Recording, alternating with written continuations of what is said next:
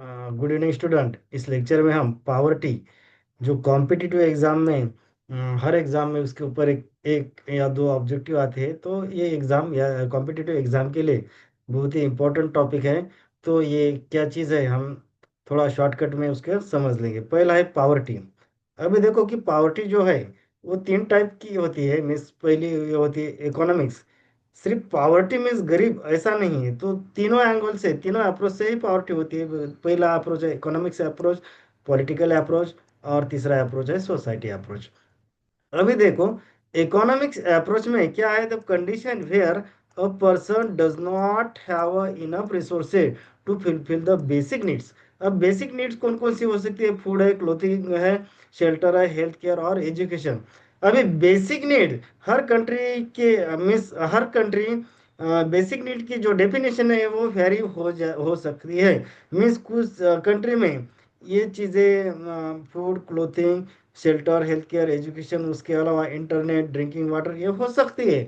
और कुछ कंट्री में इससे भी कम हो सकती है। तो जो बेसिक नीड्स की है डेफिनेशन वो कंट्री टू कंट्री वेरी हो सकती है। लेकिन हम या जनरली हमारे इंडिया में जो बेसिक नीड्स है, ये हम बोलते हैं कि food, clothing, shelter, health care और एजुकेशन, ये अगर नहीं होता है तो हम उसको पॉवर्टी लाइन बोलते हैं या पुअर बोल सकते हैं। अब सोच, पॉलिटिकल एंगल से पुअर पर्सन कौन होता है? A person who have voting power, उसके वोटिंग पावर है, क्या वोटिंग राइट है, but not policy making participation. Voting right है लेकिन उसका जो पॉलिसी मेकिंग पार्टिसिपेशन है वो नहीं है, तो उस केस में हम उसको पुअर या बिलो पॉवर्टी लाइन या पुअर बोल सकते हैं। बाद में सोसाइटल अप्रोच से हम किसको बोलेंगे? Poor person. A person who does not have a decision making power in the society. अगर वो डिसीजन मेकिंग पावर सोसाइटी में उसके पास नहीं है तो उसको हम पुअर कह सकते हैं।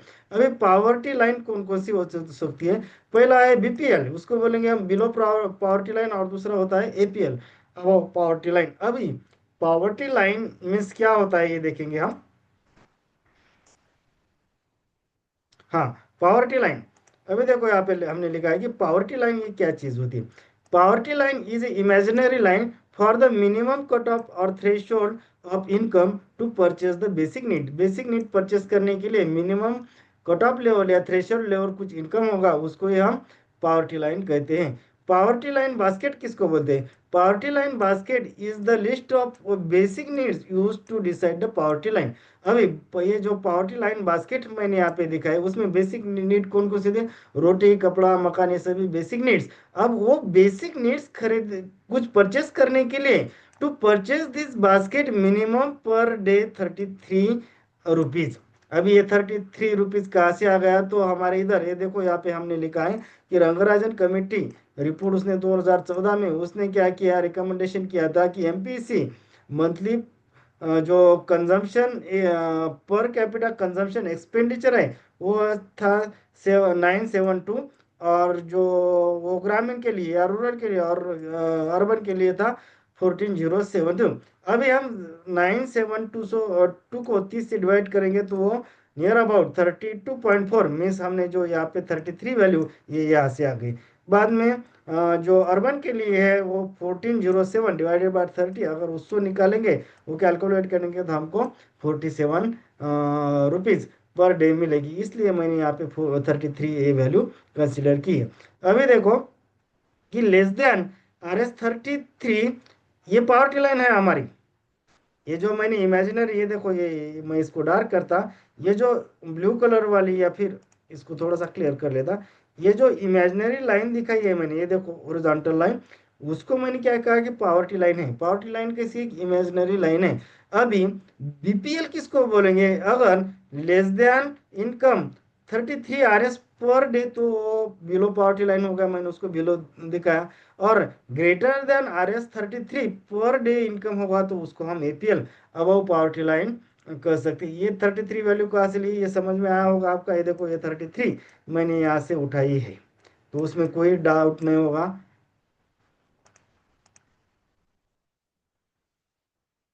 पावर्टी लाइन आपके समझ में आया कि वो इमेजिनरी लाइन है, और वो क्या इंडिकेट कर देगा कि मिनिमम थ्रेशोल्ड लेवल जो परचेस किसके लिए, तो purchasing the basic needs, purchase करने के लिए जो मिनिमम थ्रेशोल्ड लेवल है, उसी को हमने पावर्टी लाइन बोला है। अभी नेक्स्ट स्लाइड जो हमारी, poverty line in India based on the MPC और सी, नॉट ऑन इनकम लेवल। हमारे जो इंडिया की पावर्टी लाइन है हमारी एमपीसी और ये सी, सी मिस उसको बोले, ये देखो यहाँ पे सी और MPC miss monthly per capita consumption expenditure और कंजम्पशन एक्सपेंडिचर। एग्जाम में इधर ये लिखता है कि इनकम लेवल, इनकम लेवल पे हमारी है क्या, तो नहीं, हमारी कौन सी इस पे डिपेंड है, एमपीसी या फिर सी के ऊपर डिपेंड है, not on the income level. अगर एग्जाम में सेंटेंस में कुछ भी दिया इनकम लेवल के रिलेटेड तो टोटली रॉन्ग हो जाएगा।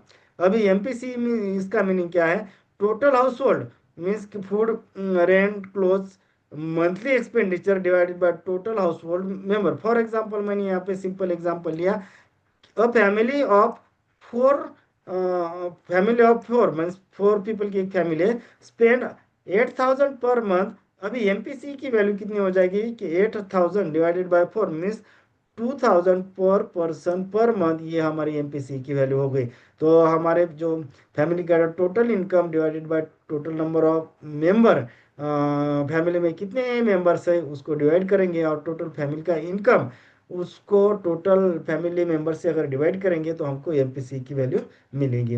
अभी NITI Aayog, NITI Aayog earlier planning commission ये सब कर रहा था, estimate the poverty using NSSO data, NSSO data की हेल्प से नीति आयोग ये पावर्टी का एस्टिमेशन करता है। पहले नेशनल, पहले कौन करता था कि वो प्लानिंग कमीशन करता था, कि अभी प्लानिंग प्लानिंग कमीशन की जगह नीति आयोग आ गया, तो अभी वो हमने यहाँ पे NITI Aayog estimate the poverty using NSSO data. Every 5 years NSSO conducts the survey to collect the household consumption expenditure। एक कंजम्पशन एक्सपेंडिचर, ये बहुत, या फिर एमपीसी ये बहुत कीवर्ड है एग्जाम में, कि इधर भी इनकम लेवल या फिर कुछ भी आ गया अर्निंग लेवल तो टोटली रॉन्ग हो जाएगा। अभी इंटरनेशनल पावर्टी लाइन क्या होगी, अभी डॉलर 2.5 पर डे, प्रीवियस ये 190 था, अभी कितना है 2.15 पर डे।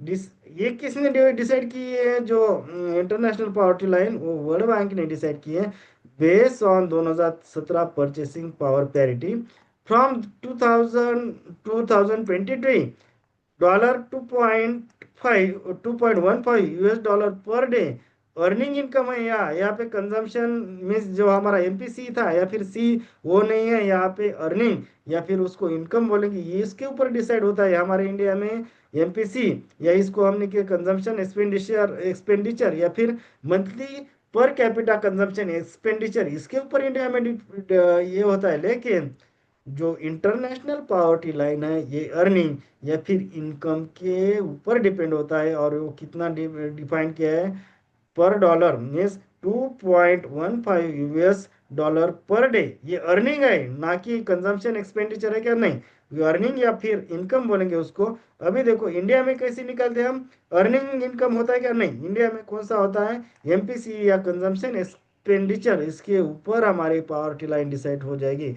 मैंने पहले ही बताया था कि अगर हमारे इंडिया की केस में अगर क्वेश्चन आता है तो ये अर्निंग या इनकम ऐसा कौन सा भी वर्ड आ गया तो वो टोटल सेंटेंस रॉन्ग हो जाएगा। तो हमारा कौन सा एमपीसी या फिर सी के ऊपर, सी मीन्स कंजम्पशन एक्सपेंडिचर के ऊपर हमारी पावर्टी लाइन डिसाइड होती है, ना कि इनकम या अर्निंग लेवल के ऊपर।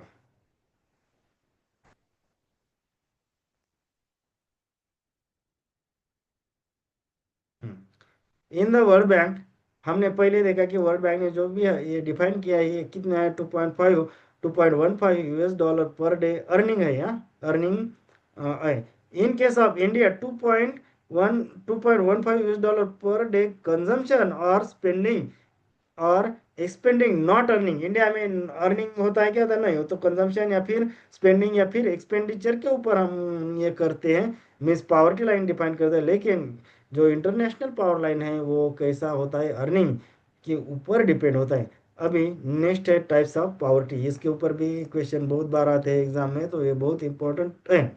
पहले तीन टाइप्स देखेंगे हम कि पहला है एब्सोल्यूट पॉवर्टी, दूसरा है रिलेटिव पॉवर्टी और तीसरा है ह्यूमन पॉवर्टी। अभी एब्सोल्यूट पॉवर्टी क्या होता है? एब्सोल्यूट का जनरल मीनिंग क्या होता है? विदाउट एनी डाउट, या फिर विदाउट एनी, उसको बोलेंगे विदाउट एनी डाउट, या फिर कंप्लीटली बोलेंगे हम उसको। फॉर एब्सोल्यूट पावर्टी, इसको जनरल एग्जांपल से मैं पहले समझाऊंगा, बाद में वो बुकिश डेफिनेशन हम पढ़ेंगे। For example, if the poverty line threshold is Rs 33 per day per person, consumption slash expenditure slash spending, ये हमारी इमेजिनरी पावर्टी लाइन मैंने यहाँ पे ड्रॉ की है। ये जो हॉरिजॉन्टल लाइन दिख रही है आपको, कितना लिखा है मैंने वहाँ पे? थ्रेशोल्ड लेवल हम, और उसको कट ऑफ लेवल मैंने लिखा है 33 Rs पर day per person for the basic needs. ये मैंने एक rough poverty line, horizontal line. अभी देखो, राम का जो कितना है? 21 रुपीज पर डे, श्याम का 11 रुपीज पर डे, सीता का 31 रुपीज पर डे, और गीता का 41 रुपीज पर डे। अभी हमारी थ्रेशोल्ड वैल्यू कितनी है? 33 rupees per day per person. अभी हम इस केस में जो मैं राउंड कर रहा हूँ, ये हमारी समझ में आता है कि ये तीनों पर्सन पावर्टी लाइन में है, क्योंकि थ्रेशोल्ड लेवल हमारे 33 रुपीज पर डे है। तो इसमें गीता नहीं आ जाएगी, क्योंकि गीता का जो इनकम है Rs 41 रुपये पर डे है, तो वो इस केस में नहीं आ जाएंगे। तो हम एब्सोल्यूट मीन्स क्या कहते हैं? Without doubt, without any hesitation और कंप्लीटली ये तीनों लोग इसमें पावर्टी लाइन में आ जाएंगे। ये हम विदाउट एनी डाउट हम कह सकते हैं, इसलिए उसको हमने एब्सोल्यूट पावर्टी बोला है। मीन्स जो हमारे थ्रेशोल्ड लेवल है या मिनिमम थ्रेशोल्ड है, उसके नीचे का जो पर डे इनकम है उसका 31 है, इसका 21 है, इसका 11 है। तो ये तीनों लोग पावर्टी लाइन में या पुअर कंडीशन में या पुअर लेवल पे आएंगे, विदाउट एनी डाउट हम उसको बोल सकते हैं।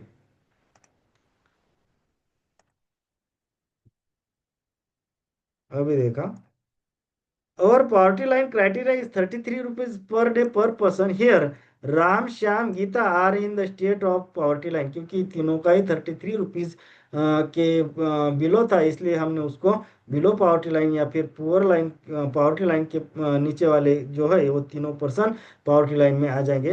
हियर वी एब्सोल्युटली से मीन्स विदाउट एनी डाउट, और उसको कंप्लीटली से that Ram Shyam Geeta are in the absolute poverty.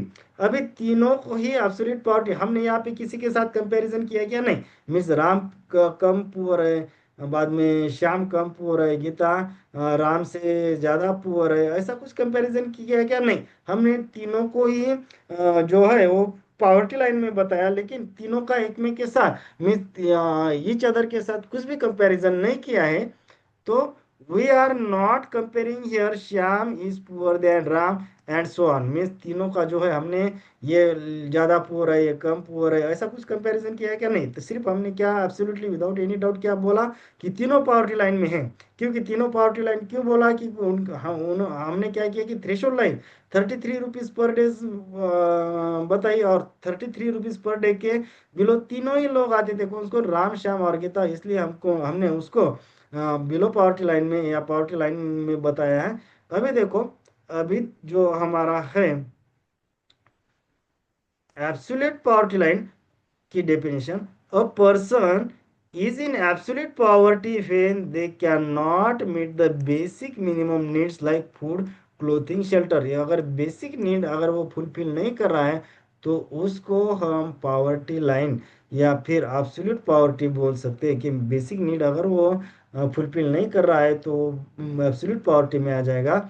अभी देखो, in India poverty line calculated based on MPC which is fix minimum requirement, not related to inequality. जो हमारी absolute poverty है, inequality नहीं ये कर रहा है। मीन्स हम कंपैरिजन नहीं कर रहे, सिर्फ हम बोल रहे हैं कि भाई ये तीनों लोग पावर्टी लाइन के नीचे है या बीपीएल है। अभी देखो, so in India it is absolute poverty use. अभी ये भी क्वेश्चन आता है कि इंडिया में कौन सी पावर्टी जो मेजर करने के लिए यूज होते हैं, तो वो है एब्सोल्यूट पावर्टी यूज करते हैं। SCR use for the absolute poverty means absolute poverty measure as a SCR. अभी देखो, एससीआर क्या चीज है ये समझ के लेंगे हम। एससीआर, फॉर एग्जाम्पल, और PM ask to me that say in India how many people are in the BPL और एब्सोल्यूट पॉवर्टी, हमारे पीएम ने हमको पूछा कि कितने लोग हैं, तो हम ऐसे थोड़ी बताएं कि राम श्याम गीता है, 2 लोग है, 4 लोग है, या नाम थोड़े ऐसे बताएंगे नहीं। हम बोलेंगे कि हमारे इधर 25% पीपल आर इन बीपीएल और बिलो पॉवर्टी लाइन, ऐसा कुछ बोलेंगे। अब ये जो न्यूमेरिकल डिजिट है, अब ये यहाँ पे देखो, I will say, for example, 35% people are in the BPL. What we are seeing in the percentage here called as head count ratio. Head count ratio किसको बोलते हैं कि एब्सोल्यूट पावर्टी को न्यूमेरिकल डिजिट या डिजिट में, percentage digit में बताने के लिए जो भी वैल्यू होती है उसको ही हम एस सी आर बोलते हैं। अब एस सी आर मीन्स क्या होता है, head count ratio. Head count ratio number of poor people, उसको बीपीएल बोलेंगे हम, divided by total population into 100। For example मैंने यहाँ पे लिखा, for example in village has 100 people and 25 are in poverty line, या फिर उसको बीपीएल बोलेंगे, तो हमारा एससीआर कितना होगा कि बीपीएल वाले 25 और divided by total population into 100 means 25%, that is 25% of the people are in poor. अभी हम, मैंने एससीआर किसके लिए कि एब्सोल्यूट पावर्टी का जो परसेंटेज में डिजिट है या काउंट है बताने के लिए हम एससीआर यूज करते हैं। एससीआर का मीनिंग क्या है, नंबर ऑफ बीपीएल पीपल और divided by total population mean into 100 means total population में से कितने बीपीएल लोग हैं ये बताने के लिए जो भी डिजिट या न्यूमेरिक है उसको हम एससीआर बोलते हैं। मीन्स अगर एससीआर रिलेटेड विथ ऐसा कुछ क्वेश्चन आया तो किसके रिलेटेड है, वो एब्सोल्यूट पॉवर्टी के रिलेटेड है। अभी रिलेटिव पॉवर्टी क्या है चीज है। रिलेटिव पॉवर्टी देखो, रिलेटिव पार्टी, रिलेटिव मीन्स क्या होता है कि जनरल मीनिंग जो होता है कि कंपैरिजन, दूसरे के साथ कंपैरिजन अगर कौन सी चीज में किया तो हम उसको रिलेटिव बोलते हैं। Relative means comparing it with the something, here we are comparing poor state of one person to other. Means एक पुअर का, एक बीपीएल का दूसरे बीपीएल के साथ कंपैरिजन हम कर रहे हैं, इसलिए हम उसको रिलेटिव पॉवर्टी बोलते हैं। For example, Ram Shyam Geeta are in BPL, पहले एब्सोल्यूट में मैंने तीनों ही नाम लिए थे। अभी देखो कि राम का जो इनकम था 21 पर डे था, श्याम का 11 रुपीज पर डे था, गीता का 31 रुपीज पर डे था, ये था। लेकिन अब हम इसके ऊपर से क्या कह सकते कि गीता, गीता इज जो है, गीता है कि कम पुअर है किसके कंपैरिजन में, राम के, और राम जो कम पुअर है किसके कंपैरिजन में, श्याम के। Means Geeta is less poor in relation और comparison to Ram and Shyam, Ram और श्याम के कंपैरिजन में गीता जो है वो लेस पुअर है। यहाँ पे हम एक दूसरे का दूसरे साथ कंपैरिजन कर रहे हैं। एब्सोल्यूट में हम कंपैरिजन नहीं करते थे, एब्सोल्यूट में हमने विदाउट एनी डाउट ऐसा बताया कि तीनों लोग पुअर हैं, ये तीनों लोग बीपीएल है। लेकिन हम यहाँ पे रिलेटिव में क्या कर रहे हैं कि गीता जो है राम से कम पुअर है, श्याम जो है श्याम जो है राम से ज्यादा पुअर है, ऐसा कंपैरिजन कर रहे हैं। मीन्स यहाँ पे देखो हमने लिया गीता किससे कम पुअर है, राम और श्याम के, राम किससे कम पुअर है, श्याम से। मीन्स यहाँ पे हम रिलेटिव मीन्स कंपैरिजन, एक दूसरे का दूसरे पुअर के साथ कंपैरिजन कर रहे हैं। तो अभी देखो ये समझ में आ गया होगा concept. From relative party, government can identify we have to do more help for the Shyam. अभी ये रिलेटिव पार्टी का यूज गवर्नमेंट के लिए क्या है कि अभी देखो कि श्याम ये सबसे ज्यादा पूर है, तो गवर्नमेंट क्या करेगा कि नहीं, अब हमको श्याम की तरफ ज्यादा ध्यान देना है, ज्यादा कुछ फैसिलिटी या स्कीम उसको प्रोवाइड करना है। तो इसी वजह से हम रिलेटिव पॉवर्टी का कंसेप्ट गवर्नमेंट के लिए इंपॉर्टेंट है। That is need of the relative poverty means government क्या करेगी हमारे कि भाई ये श्याम जो है ये सबसे पुअर है, तो उसके ऊपर ज़्यादा ध्यान देना चाहिए, ऐसा गवर्नमेंट आइडेंटिफाई करने के लिए ये रिलेटिव पावर्टी कंसेप्ट यूज होते हैं। Relative poverty, a person is in the relative party when they are poor compared to another in their society means एक पुअर का दूसरे पुअर के साथ कंपैरिजन करना, उसको हम रिलेटिव पावर्टी बोलते हैं। Even if their basic needs are meet, अगर उसकी बेसिक नीड्स भी फुलफिल होती है लेकिन वो पुअर टू पुअर कंपैरिजन चल रहा है, उसको हम बोलेंगे relative poverty. It is use to measure the income of inequality का इनकम मेजर करने के लिए रियल जो ये रिलेटिव पार्टी यूज करते हैं। Here poor compare to other poor, ये पुअर का दूसरे पुअर के साथ यहाँ पे हम कंपेयर करते हैं। अभी ह्यूमन पावर्टी कंसेप्ट तीसरा, दो कंसेप्ट समझ में आया होगा। पहला जो एब्सोल्यूट रहता है, एब्सोल्यूट में क्या है कि हम एक दूसरे के साथ कंपेयर नहीं करते। राम श्याम गीता दोनों ही तीनों ही टोटल पावर्टी में थे। टोटल पावर्टी में मीन्स एब्सोल्यूट पावर्टी में थे। एब्सोल्यूट पावर्टी किसको बोलते हैं हम? जब वो बेसिक नीड की फुलफिल नहीं होती है तब उसको हम एब्सोल्यूट पावर्टी बोलते हैं। लेकिन रिलेटिव पावर्टी में क्या होता है कि रिलेटिव पावर्टी में हम एक पुअर का दूसरे पुअर के साथ कंपेयर करते हैं, उसको रिलेटिव पावर्टी बोलते हैं। रिलेटिव पावर्टी क्यों यूज करता है कि गवर्नमेंट जो है वो जो सबसे कम पुअर पीपल है उसकी तरफ ज्यादा ध्यान देगा, इसलिए रिलेटिव पावर्टी कंसेप्ट यूज करते हैं। अभी देखो human poverty, when people are deprived of the basic human needs and opportunities, this concept used in developed countries और इकोनॉमी, हमारे इधर इंडिया में नहीं यूज होता है, ये सिर्फ डेवलप कंट्रीज या डेवलप इकोनॉमी में यूज होता है। Focus on shelter, education, health, drinking water या फिर उसको क्लीन वाटर बोलेंगे, इंटरनेट अपॉर्चुनिटीज, डिग्निटी और सोशल पार्टिसिपेशन, ये सभी चीजें यहाँ पे आ जाएगी। लेकिन ये हमारे इंडिया में कंसेप्ट नहीं है, क्योंकि ये जो ह्यूमन पावर्टी है डेवलप इकोनॉमी या फिर डेवलप कंट्री में ही उसका यूज होता है। अभी to measure the relative poverty there are three curve, अभी तीन पावर्टी हमने देख लिया है, एब्सोल्यूट पावर्टी, रिलेटिव पावर्टी और ह्यूमन पावर्टी। अभी ये तीनों जो पावर्टी है उसको मेजर करने के लिए तीन कर्व होते हैं। पहला है लॉरेंस कर्व, दूसरा है गिनी कोएफिशिएंट और तीसरा है इनकम क्वांटाइल रेशियो की income quantile ratio. All are use to show the inequalities, तीनों भी इनइक्वालिटीज शो करने के लिए होते हैं। अब एक एक क्या कंसेप्ट है ये हम समझ के लेंगे। पहला लॉरेंस कर्व, अभी देखो कि लॉरेंस कर्व क्या चीज होती है। Developed by Maxwell Lawrence in 1905, it shows how much of the country's total income received by poorest person of the population। अभी कंट्री का जो टोटल इनकम है वो टोटल इनकम में पुअर लोगों के पास कितना इनकम है, जो टोटल इनकम है ना कंट्री का उसका जो इनकम है, तो पुअरेस्ट पर्सन के पास कितने परसेंटेज वो कंट्री का टोटल इनकम है, ये डिफाइन करने के लिए जो जो लॉरेंस कर्व है यूज होते हैं। अभी देखो जहाँ पे हमने ये 45 डिग्री एंगल बताया वहाँ पे क्या लिखा, line of income equality means ये यहाँ पे कुछ भी इनइक्वालिटी नहीं है, ये लाइन ऑफ इनकम इक्वालिटी उसको बोलते हैं। अभी देखो यहाँ पे मैंने एक्स एक्सिस पे क्या लिखा है, बहुत आसान है, उसमें डिफिकल्ट कुछ भी चीज़ नहीं, सिर्फ समझा के ले लो कि मैं क्या बोल रहा हूँ। अभी ये एक आपको समझ में आ गया कि 45 डिग्री लाइन जो है वहाँ पे इनकम इक्वालिटी है। पहले इनकम इक्वालिटी क्या चीज़ है, अभी देखो मैंने यहाँ पे लिखा है लाइन ऑफ इनकम इक्वालिटी, बाद में वो एक्स एक्सिस वाई एक्सिस ये बाद में डिस्कस करेंगे। पहले वो ये देखो मैंने ये एक्स एक्सिस यहाँ पे वाई एक्सिस ये बाद में डिस्कस करेंगे। पहले लाइन ऑफ इनकम इक्वालिटी ये क्या चीज़ है ये समझ के लेंगे।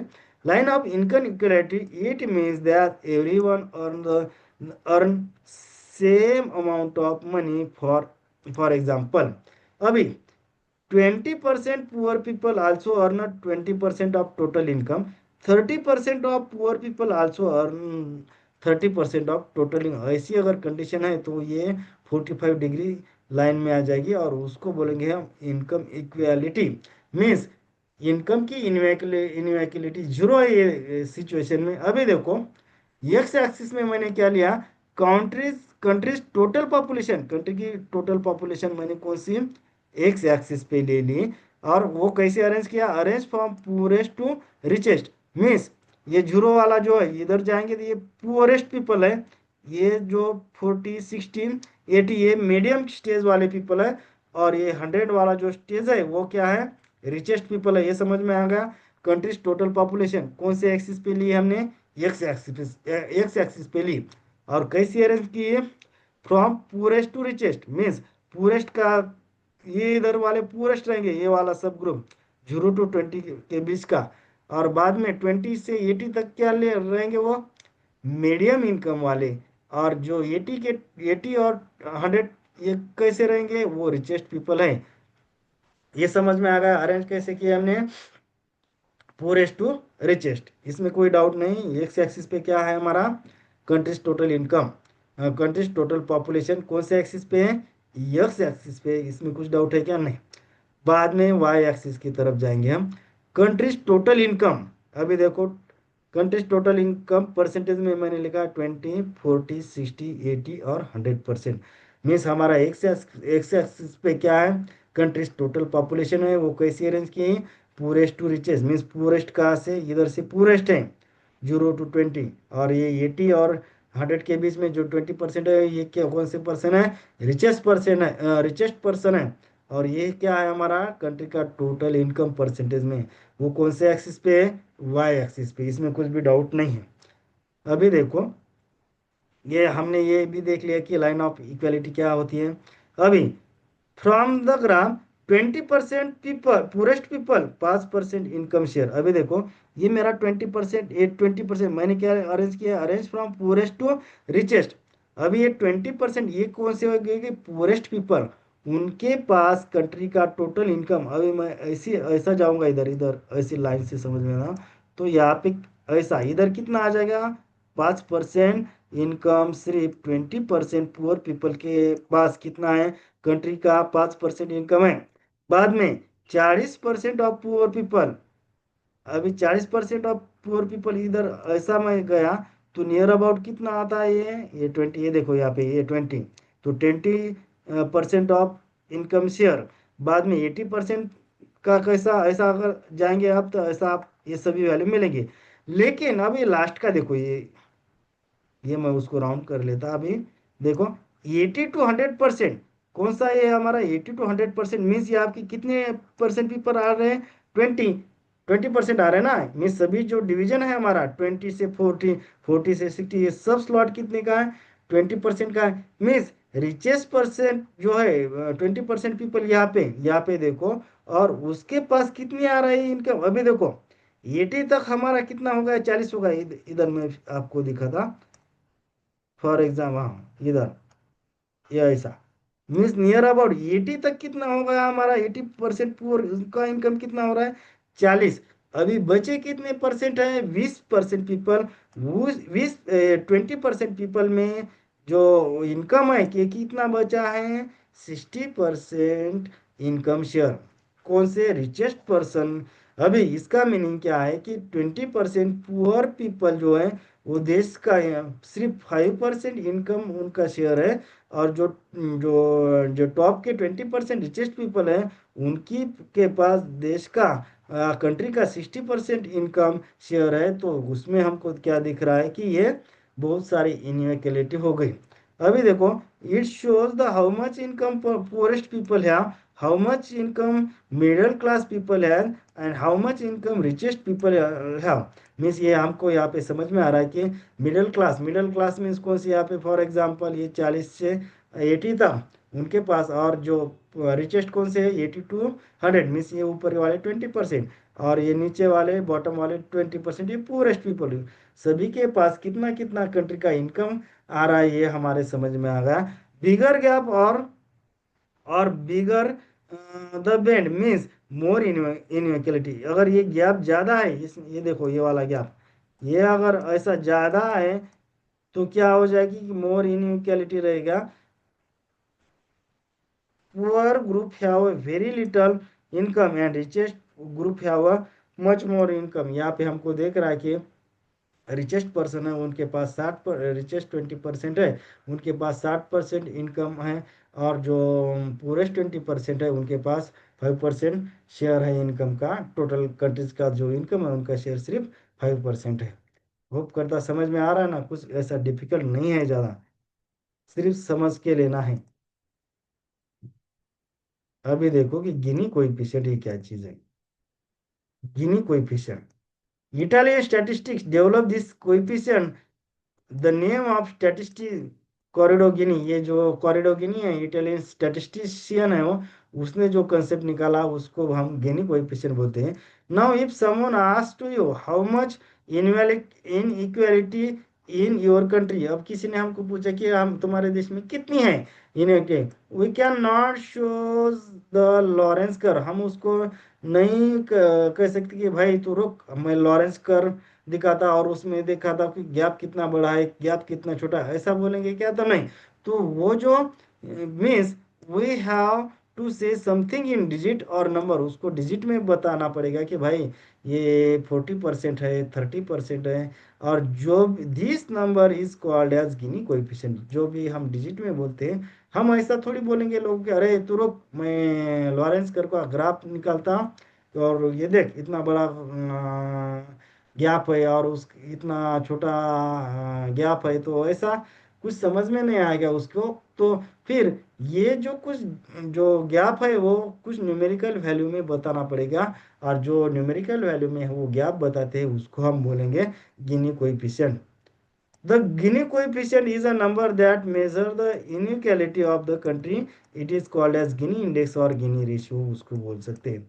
अभी it represent between 0 to 1, 0 to 1 के बीच में गिनी कोएफिशिएंट या फिर गिनी इंडेक्स रिप्रेजेंट करते हैं। 0 reflex perfect equality and 1 reflex perfect inequality, ये लॉरेंस कर्व है।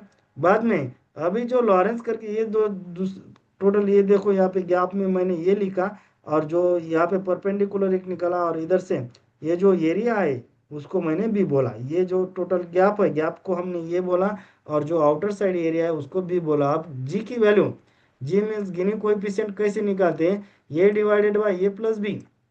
अभी फॉर एग्जांपल ये 40 square metre, A plus B अगर रहेगा तो कि 80 स्क्वायर मीटर, तो जी की वैल्यू कितनी हो जाएगी? 40 डिवाइडेड बाई 80 मीन्स वो कितना हो गया? 0.5। अब 0.5 इंटू 100 मीन्स वो कितना हो गया? गिनी कोएफिशिएंट है, गिनी इंडेक्स उसको बोलेंगे हम, 50% आ गया। अभी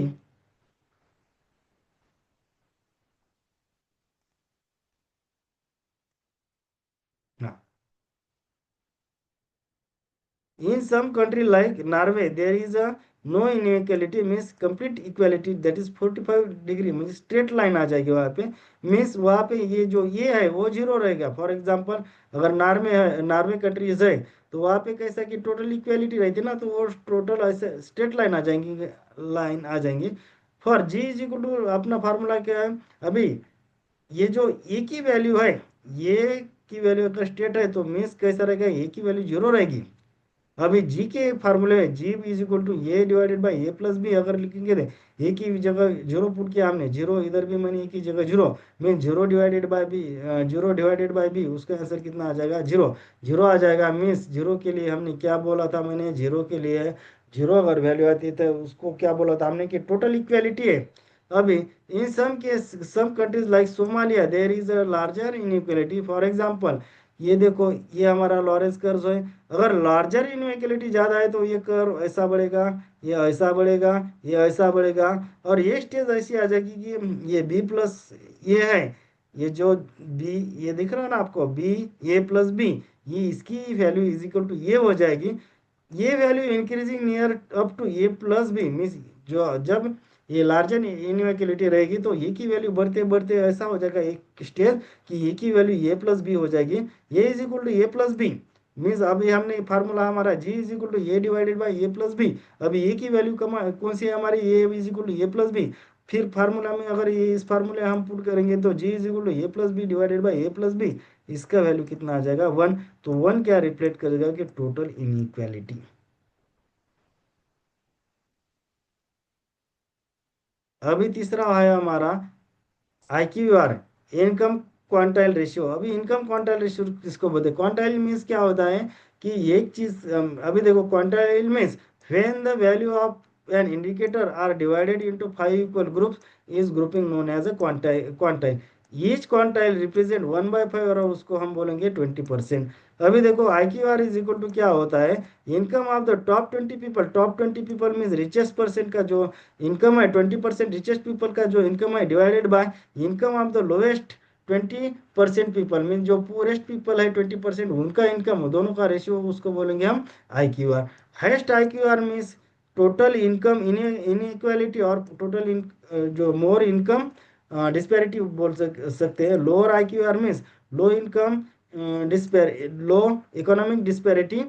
अभी फॉर एग्जांपल मैंने कंसीडर किया द पुअरेस्ट 20 पीपल और 5% of the country's total income, उसको हम नेशनल इनकम बोलेंगे। एंड रिचेस्ट 20% और 45% ऑफ नेशनल इनकम। अगर हम फार्मूले में डालेंगे I Q R is equal to, तो फिर क्या हो जाएगा, ये जो टॉप की 20% पीपल है वो कितना कमा रहे हैं, 45%, मैंने ऊपर 45 लिखा। और जो बॉटम के 20% लोग हैं वो कितना कमा रहे हैं, 5। तो 45 डिवाइडेड बाय 5 वैल्यू कितनी आ जाएगी, 9। अब 9 का मीनिंग क्या होगा, means richest 20 people earn 9 times more than the poorest 20 people. जो जो टॉप के 20% रिचेस्ट पीपल है वो कितने टाइम ज़्यादा कमा रहे हैं पुअरेस्ट से, 9 times. Means high income inequality और डिस्पैरिटी। अभी दूसरा example now, poorest 20 people earn 15% of the country's total income and richest 20% people earn 30% of the country's total income. अभी हम फार्मूले में आई क्यू आर में डाल के 30 डिवाइडेड बाई 15, तो उसकी वैल्यू मिलेगी हमको 2। अब richest 20% earn 2 times more than the poorest 20% means low inequality. इधर कितना आ गया कि 9 टाइम्स आया था, इधर कितना आ गया था, 2 टाइम्स, मीन्स यहाँ पे लो इनइक्वालिटी है। होप करता समझ में आया होगा, समझ में आया होगा तो सब्सक्राइब करो, लाइक करो, थैंक यू।